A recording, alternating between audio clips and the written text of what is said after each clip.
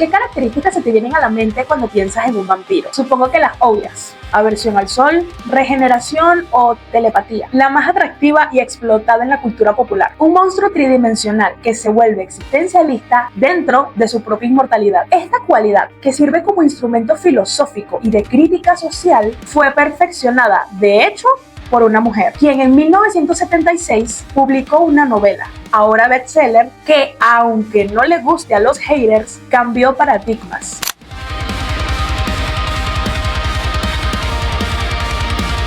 Vampires are killers. Apex predators whose all-seeing eyes were meant to give them detachment. The ability to see a human life in its entirety. Not with any mawkish sorrow, but with the thrilling satisfaction of being the end of that life.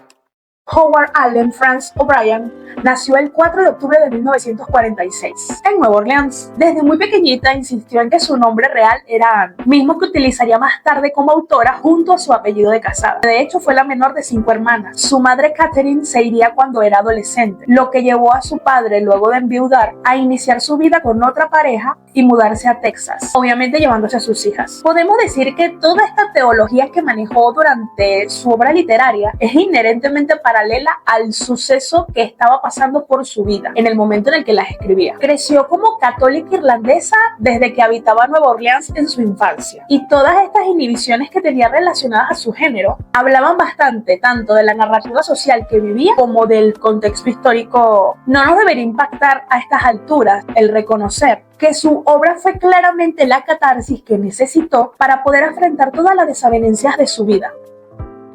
Fue justamente en Texas donde Anne conocería a su futuro esposo. Ambos cursaban una clase especial de periodismo en la preparatoria, una llamada Richardson en Texas, que se encuentra en un suburbio de Dallas. Según relató Anne en varias ocasiones, fue prácticamente amor a primera vista. Cuando entró al aula, lo vio y se enamoró. Para ese momento era 1958. Casi inmediatamente se hicieron pareja y fueron novios el resto de la preparatoria. Estando precisamente en esta relación fue cuando se dieron cuenta de una curiosa coincidencia. Anne había nacido solo 2 días antes que Stan en el mismo año, 1941. Por eso estaban seguros de que eran almas gemelas. Pero Anne tuvo que mudarse a San Francisco y tuvieron que separarse, algo que dejó a Stan totalmente devastado. Por eso, sin poderse resistir, le escribió un telegrama pidiéndole matrimonio y terminaron casándose en 1961. A estas alturas, la ocupación de Stan era principalmente la docencia y la poesía. La propia Anne menciona que Stan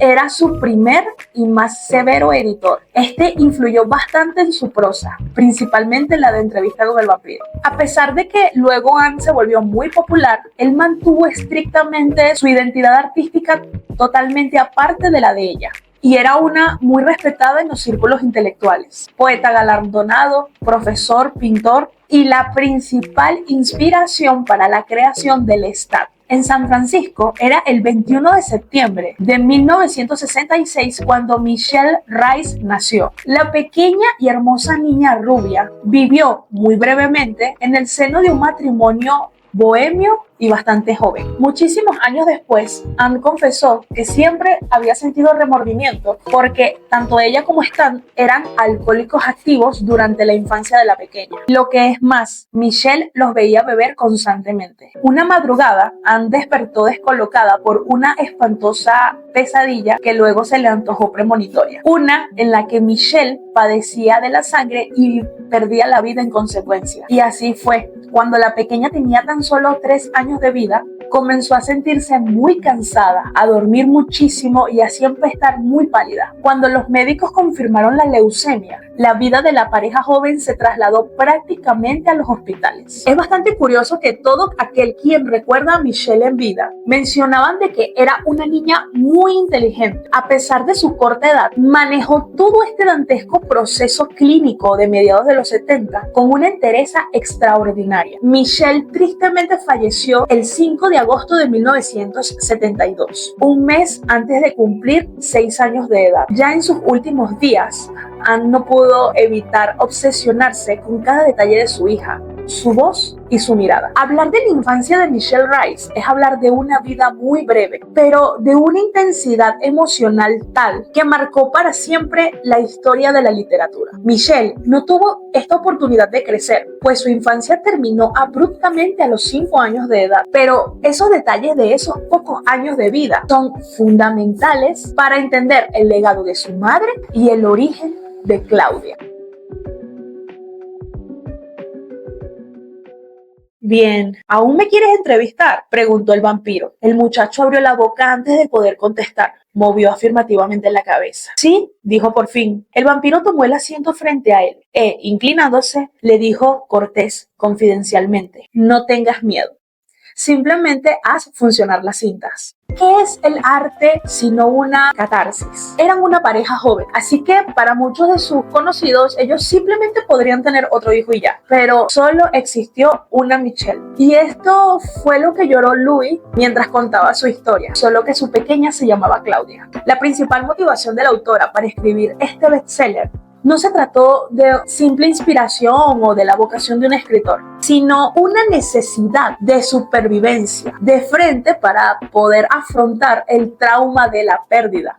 Anne se encontraba sumida en una depresión profunda y, claro, que en el alcoholismo. En sus propias palabras, comenzó a escribir Entrevista con el vampiro como una forma de intentar hablar con los muertos. Stan, su confidente y el único quien realmente podría entender ese dolor, fue quien la impulsó a tomarse la escritura en serio. Después de todo, ambos eran artistas que se apoyaban mutuamente. Stan era un poeta riguroso y también era profesor de escritura creativa. La alentó a buscar su propia voz y a no tener miedo de explorar estos rincones más oscuros de su psique. Esta atmósfera intelectual y académica en la que vivían en San Francisco le otorgaron las herramientas necesarias para poder transformar todo su dolor en un libro, partiendo de un cuento que tenía encajonado desde hacía décadas. Y podemos asumirlo cuando nos sumergimos en su biografía. Desde allá, en su infancia en Nueva Orleans, Anne estuvo obsesionada siempre con grandes preguntas que siempre habitan en los párrafos de sus obras. La vida después de la muerte,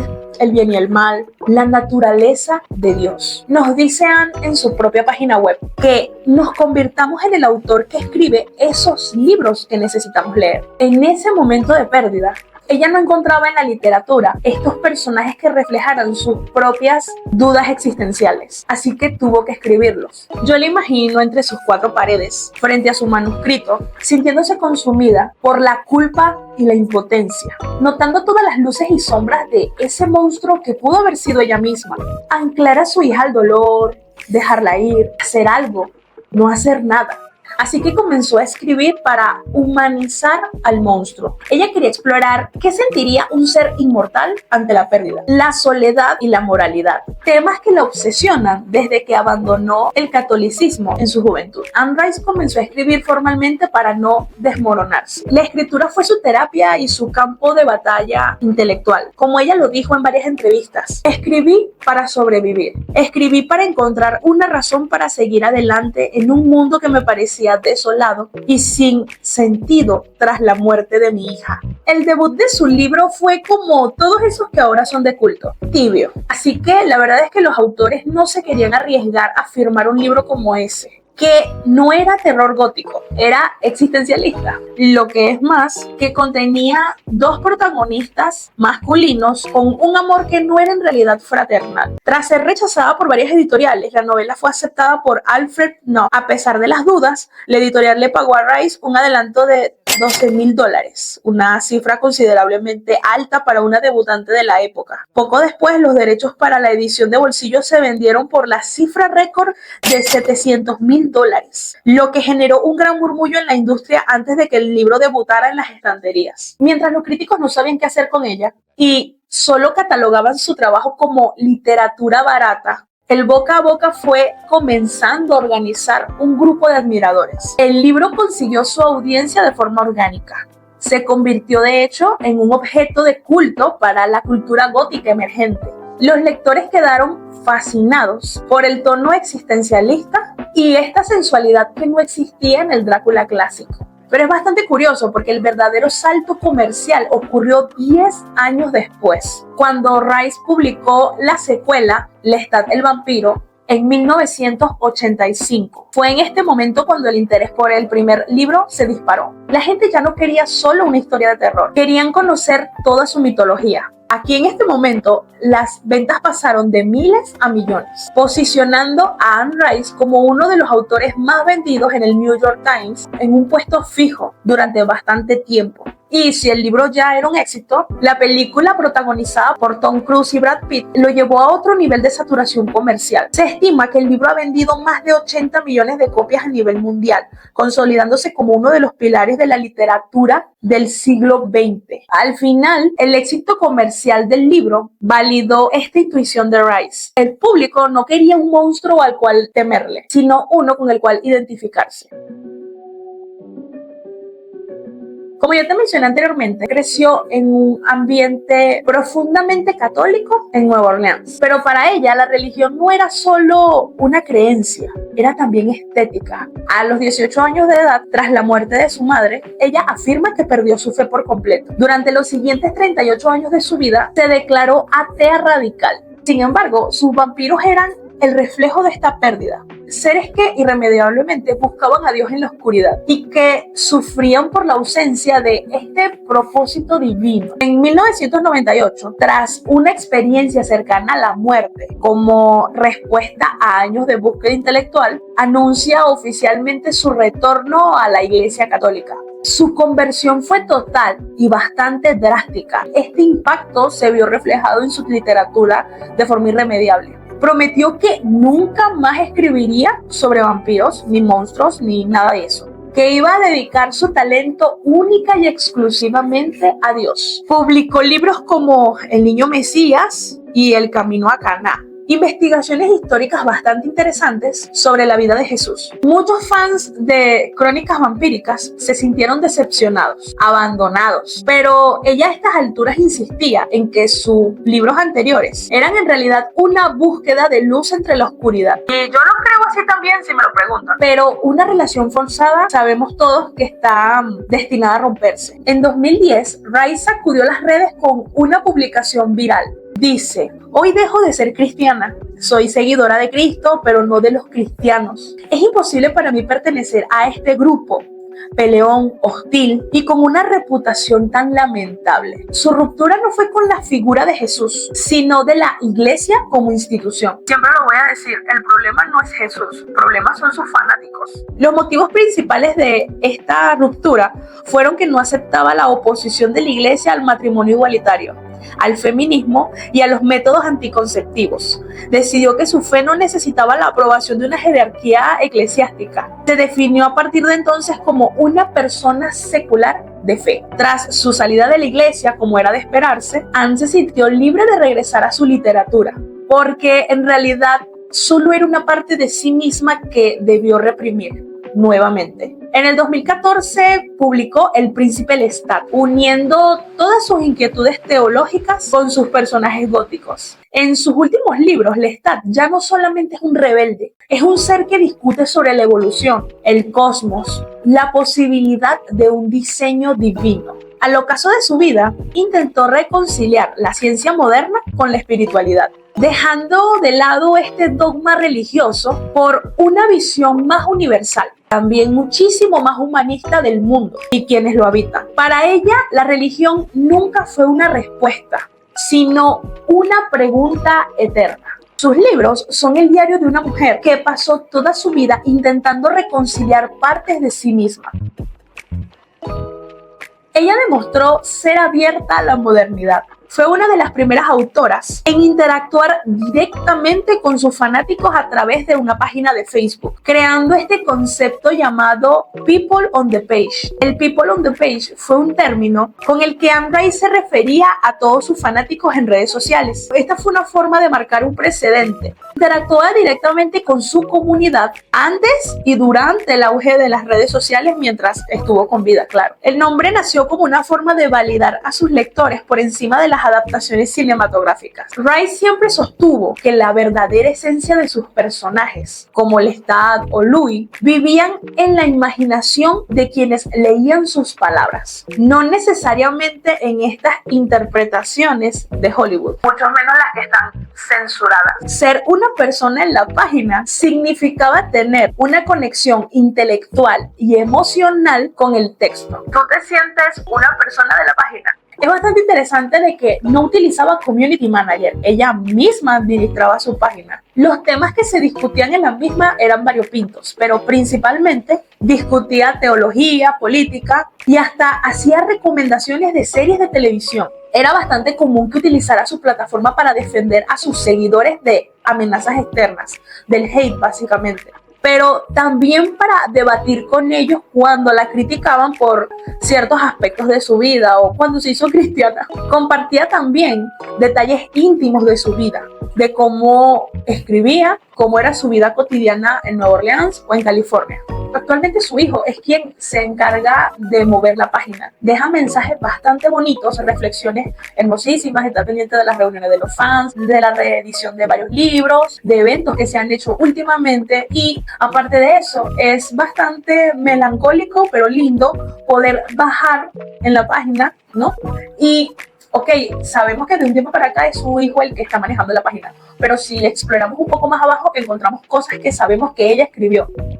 Y es triste, pero al mismo tiempo es una forma bonita de releerla y estar un poco más cerca de ella. Uno de mis chismes favoritos de Anne Rice es cuando odiaba los fanfics. Es imposible hablar de su relación con los fans sin mencionar este detalle. Durante años Rice estuvo en contra de los fanfictions. Dijo: me estremece pensar en mis personajes siendo usados de esa manera. Es molesto para mí. Envió varios avisos legales a páginas, sitios web a principios de los 2000, fanfiction.net. Esto creó una tensión notable entre ella y sus fans. Sin embargo, en los últimos años entendió que esto no era una forma de plagio ni de mancillar su obra, sino todo lo contrario. Yo no diría que lo aceptó del todo, pero prefirió enfocarse en otras cosas. Le están pidiendo mucho a la señora. Es bastante moderna a pesar de la época en la que nació.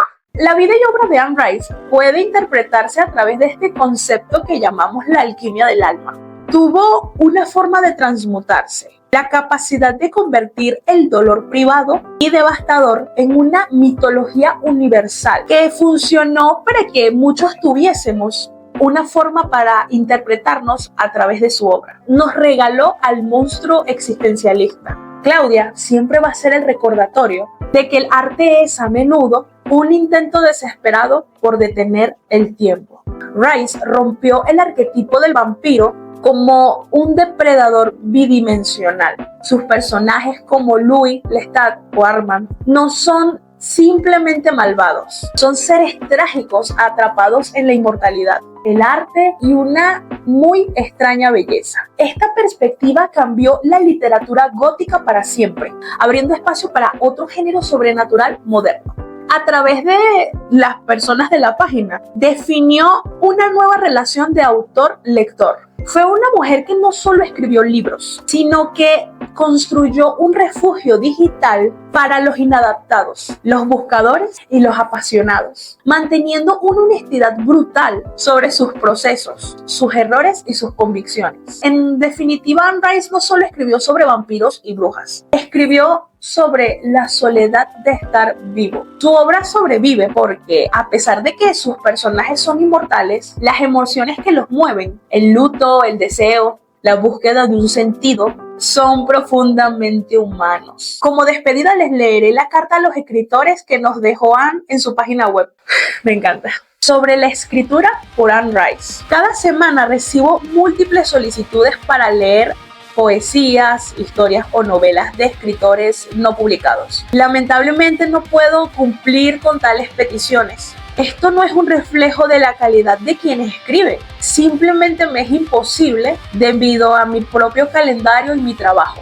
Deseo a todos los escritores que están luchando el mayor de los éxitos. Mi consejo es el mismo para todos. Si quieres ser escritor, escribe. Escribe y escribe y escribe. Si te detienes, empieza de nuevo. Guarda todo lo que escribas. Te sientes bloqueado, escribe a través del bloqueo hasta que sientas que tus jugos creativos fluyen de nuevo. Escribir es lo que hace a un escritor, nada más y nada menos.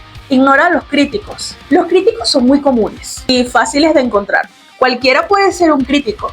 Los escritores, en cambio, no tienen precio. Busca el placer y el dolor. Dirígete hacia donde esté el placer de tu escritura. Dirígete hacia donde esté el dolor. Escribe el libro que a ti te gustaría leer. Escribe el libro que has estado intentando encontrar, pero no has hallado.